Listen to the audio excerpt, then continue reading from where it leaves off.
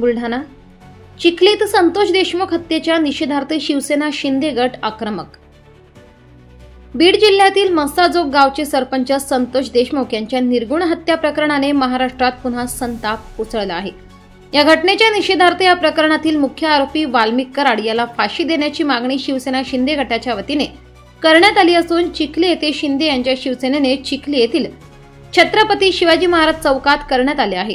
वाल्मिक कराडच्या प्रतिकात्मक पुतळ्याला जोडे मारून त्याचा पुतळा जाळून तीव्र निषेध आंदोलन केले आहे। यावेळी आंदोलकांनी वाल्मिक कराडला फाशी देण्यात यावी अशी जोरदार मागणी करत निषेध नोंदवलाय।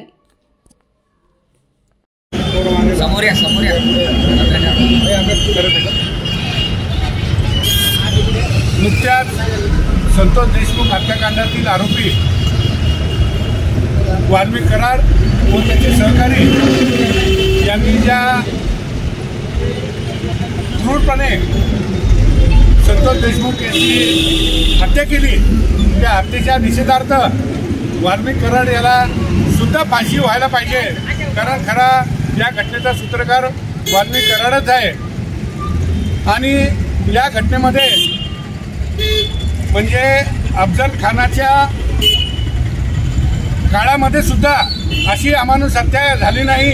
अशी अमानुष हत्या या लोकांनी या संतोष देशमुखची केलेली आहे। याला मरताना सरकार सुद्धा विचारते की तुझी शेवटची इच्छा काय आहे, पण या अमानुष क्रूर अशा वाल्मिक कराड व त्याच्या सहकाऱ्यांनी याला पाणी मागितलं तर पाणी न देता लघुशंकेद्वारे त्याला पाणी पाजण्यात आलं।